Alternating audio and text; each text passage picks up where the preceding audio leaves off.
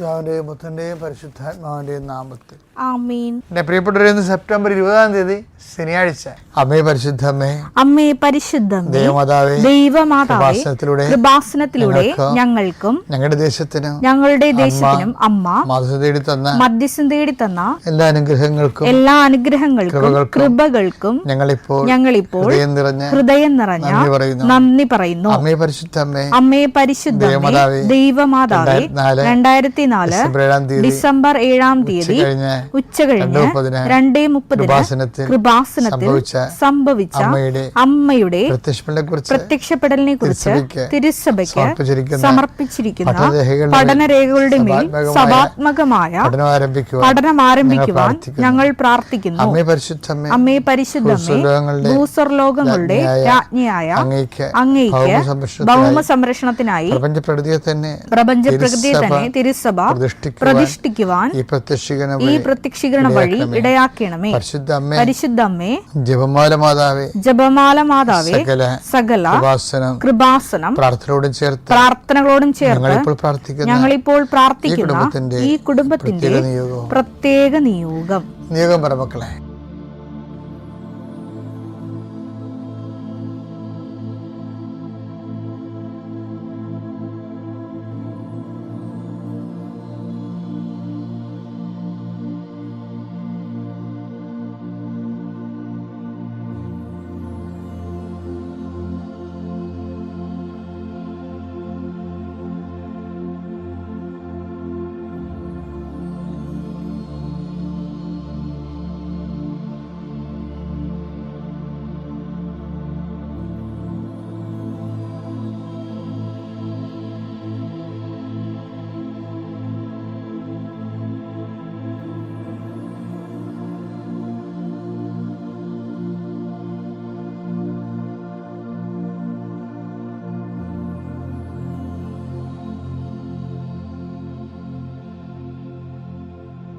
അമ്മയുടെ പ്രത്യക്ഷീകരണത്തിന്റെ ഈ അനുഗ്രഹവേളയിൽ ഞങ്ങൾക്ക് സാധിച്ചു തരുവാൻ കനിയണമേ.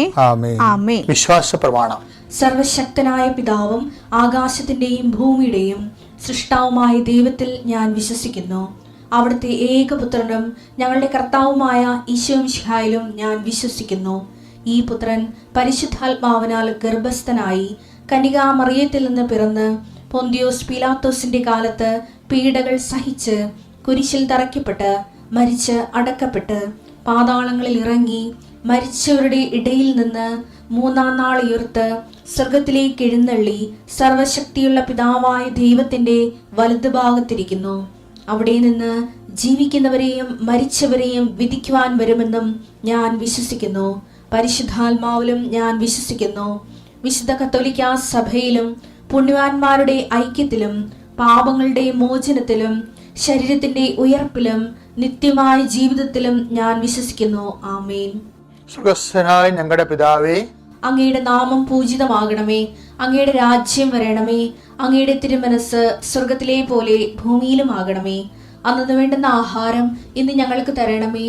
ഞങ്ങളോട് തെറ്റ് ചെയ്യുന്നവരോട് ഞങ്ങൾ ക്ഷമിക്കുന്നത് പോലെ ഞങ്ങളുടെ തെറ്റുകൾ ഞങ്ങളോടും ക്ഷമിക്കണമേ. ഞങ്ങളെ പ്രലോഭനത്തിൽ ഉൾപ്പെടുത്തരുതേ, തിന്മയിൽ ഞങ്ങൾ രക്ഷിക്കണമേ. ആമേൻ. നന്മ നിറഞ്ഞ മറിയമേ, സ്വസ്തി. കർത്താവ് അങ്ങയുടെ കൂടെ സ്ത്രീകളിൽ അങ്ങ് അനുഗ്രഹിക്കപ്പെട്ടവളാകുന്നു. അങ്ങയുടെ ഉദരത്തിൻ ഫലമായി ഈശോ അനുഗ്രഹിക്കപ്പെട്ടവനാകുന്നു.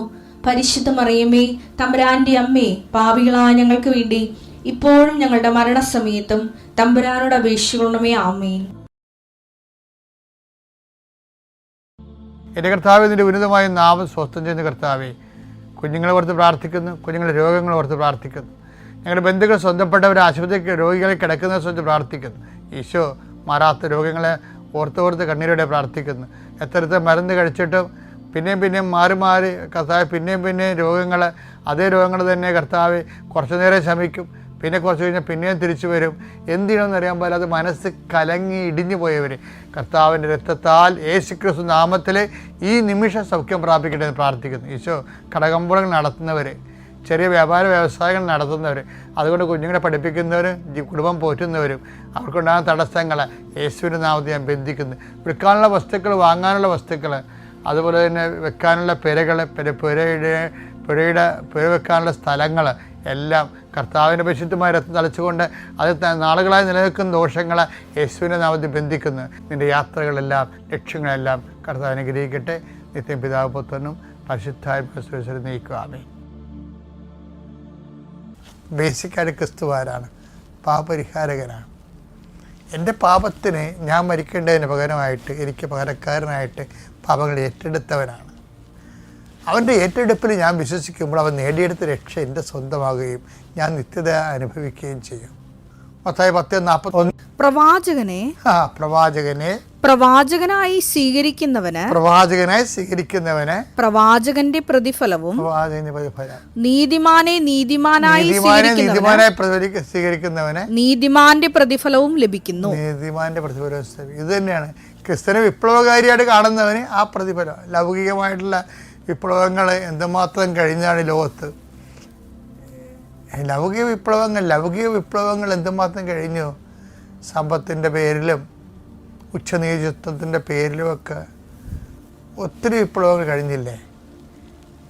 വിപ്ലവങ്ങൾ ഇപ്പോഴും നടന്നുകൊണ്ടിരിക്കുകയല്ലേ. ഓരോ രാജ്യങ്ങളും മതത്തിൻ്റെ പേരിലും സമുദായത്തിൻ്റെ പേരിലുമൊക്കെ വിപ്ലവം നടന്നുകൊണ്ടിരിക്കുകയാണ്. ഇതെവിടെ എത്തി മനുഷ്യരാശി? ഓരോരുത്തരും എത്തിയില്ല. എവിടെ എത്തി? വാള് എടുത്തു കഴിഞ്ഞാലുള്ള പ്രശ്നം എന്താണ്? അത് പിന്നെ വാളാൽ തന്നെ അങ്ങനെ പോകത്തുള്ളൂ അല്ലേ. ഇപ്പോൾ ഒരു കാലത്ത് ലെബനോൻ പിടിച്ചെടുത്തു, പിന്നെ ഇപ്പം ലെബനോൻ കയ്യിൽ നിന്ന് പോയി. വീണ്ടും പഴയതുപോലെയുള്ള അവിടെ താമസിച്ചിരുന്ന പഴയ ആൾക്കാർ വീണ്ടും അവിടെ കയറി താമസിക്കാൻ തുടങ്ങി. അപ്പോൾ ഇത് ഇങ്ങനെ അപ്പോൾ എവിടെ എത്തി? അതുകൊണ്ട് തന്നെയാണ് ഈശോ പറഞ്ഞത്, ഞാനെപ്പോഴും നിങ്ങളുടെ കൂടെ ഉണ്ടായിരിക്കത്തില്ല. ശാരീരികമായിട്ടാണ് ഉദ്ദേശിച്ചത്. പാവത്തങ്ങളെപ്പോഴും ഇഷ്ടങ്ങളൊക്കെ മാറി വന്നാലും ഇഷ്ടങ്ങളൊക്കെ മാറുമ്പോൾ ഇഷ്ടങ്ങളൊക്കെ ഓരോരുത്തരും ഇപ്പം തന്നെ എല്ലാം പിടിച്ചു കിടക്കി എല്ലാം ഈക്വലായി പോകുന്നത് ഒരു ഈക്വലും ഉണ്ടാകത്തില്ല. പുതിയ മുതലാളിത്തമൊക്കെ സൃഷ്ടിക്കപ്പെടേണ്ടത്. മുതലാളിത്തത്തിന് ഇപ്പം നമ്മൾ കൊയ്യും വയലുകളെല്ലാം നമ്മുടേതാകും മാളൂര് എന്നൊക്കെ പറയുമ്പോൾ വയലുകൾ. അപ്പം അത് പറഞ്ഞെങ്കിലും ഇപ്പം ഇന്നത്തെ വയലിൻ്റെയൊക്കെ അവസ്ഥ എന്താണ്? വയൽ ആർക്കും വേണ്ടാതെ കിടക്കുകയാണ്. അതിൻ്റെ പേരിൽ എന്തുമാത്രം പേര് മരിച്ചു. പക്ഷെ വയലിപ്പോൾ ആർക്കും വേണ്ട. വയൽ കയ്യിലുള്ളവർ പോലും പാവപ്പെട്ടവർ പോലും അത് നികർത്തിയെടുക്കാൻ വേണ്ടി ആഗ്രഹിക്കുകയും. അപ്പോൾ ആ വിപ്ലവം കൊണ്ട് എന്തായിരുന്നു പ്രയോജനം? അപ്പോൾ ഈശോ പറഞ്ഞ കാരണം സത്യം. അപ്പോൾ ഇതാണ്, പാവത്തങ്ങളെപ്പോഴും എന്ത് വിപ്ലവം വന്നാലും പാവത്തങ്ങളെപ്പോഴും നിങ്ങളുടെ കൂടെ ഉണ്ടാകും. അത് ലോകത്തിൻ്റെ ഒരു ഗതിയാണത്. കഴിവില്ലാത്തവനും ബുദ്ധിമോശം കാണിക്കുന്നവനും കാലത്തിനൊപ്പം നീന്താൻ കഴിയാതിരുന്നവനും ചിലപ്പോൾ മടിയനായിട്ട് പിന്നീട് പോകാം വരട്ടെ എന്നൊക്കെ പറഞ്ഞിട്ട് നിൽക്കുന്ന ആൾക്കാരില്ലേ. അമാന്തം കാണിക്കുന്നവർ, ഇച്ഛാശക്തി ഇല്ലാത്തവർ, അവർ പിന്നിലായി പോകും. മനുഷ്യൻ പലതര രീതിയിലാണല്ലോ ഉള്ളത്. ബുദ്ധിയും പലതരത്തിലാണുള്ളത്. ബുദ്ധി മാത്രമല്ല, ഇച്ഛാശക്തിയും പലതരത്തിലാണുള്ളത്. അതുകൊണ്ട് ഇവിടെ ഒരു ഈക്വാലിറ്റി ഉണ്ടാകുന്ന നമുക്ക് ഇങ്ങനെ മോഹനമായ സ്വപ്നമുണ്ടാക്കി ആൾക്കാരെ ഇങ്ങനെ അതിൻ്റെ പുറകെ കൊണ്ടുനടക്കാവുന്നതല്ലാതെ ഇത് നടക്കത്തില്ല. അതാണ് ഉട്ടോപ്യനാണ് ശരിക്കും പറഞ്ഞത്. കാര്യം ഇച്ഛാശക്തി വ്യത്യാസമാണ്. ഇപ്പം കടപ്പുറത്ത് തന്നെ ഞാൻ എത്രയോ ഇടവകയിൽ ഇരുന്നിട്ടുള്ളതാണ്. അപ്പം ചില വെള്ളം താമസിച്ച് ഇറക്കത്തുള്ളൂ. എന്താ കാര്യം? അതിൻ്റെ അകത്തുള്ളവർ ചില ആൾക്കാരൊക്കെ 3 മണിക്ക് വെളുപ്പിനെ ഇറങ്ങിപ്പോവും. അവൻ ഒരു 6 മണിയാകുമ്പോൾ വത്തിയും അയിലയും കൊണ്ട് അടുക്കും. അപ്പോഴേക്ക് ചില ആൾക്കാർ അറിഞ്ഞും കേട്ടും വന്നത്. ഇച്ഛാശക്തിയില്ല. അപ്പം വെളുപ്പിനെ ഉണരുന്ന കിളിക്കല്ലേ ഇര കിട്ടത്തുള്ളൂ. അപ്പം ബുദ്ധിപരമായിട്ട് വ്യത്യാസം മാത്രമല്ല, ഇച്ഛാശക്തിയിലും വ്യത്യാസമുണ്ട്. അതുകൊണ്ടാണ് ഈ അസമത്വവും നിലനിൽക്കുന്നതും. ഈശോ പറഞ്ഞ് പാവത്തങ്ങൾ എപ്പോഴും നിങ്ങളുടെ കൂടെ ഉണ്ടാവും. നിങ്ങൾ പിന്നെ ചെയ്യാൻ പറ്റുന്ന കാര്യം അവരെ കരുതണമെന്നേ ഉള്ളൂ. അത്യപൂർവ ദൈവാനുഭവങ്ങൾ ഇനി നിങ്ങൾക്കും സ്വന്തം. ഈ യൂട്യൂബ് ചാനൽ ഇതുവരെ സബ്സ്ക്രൈബ് ചെയ്തിട്ടില്ലെങ്കിൽ ഇപ്പോൾ തന്നെ സബ്സ്ക്രൈബ് ചെയ്യുക. ഈ വീഡിയോ ഇപ്പോൾ തന്നെ നിങ്ങളുടെ സുഹൃത്തുക്കൾക്ക് ഷെയർ ചെയ്തുകൊണ്ട് കർത്താവിൻ്റെ പ്രേക്ഷിതരാകുക.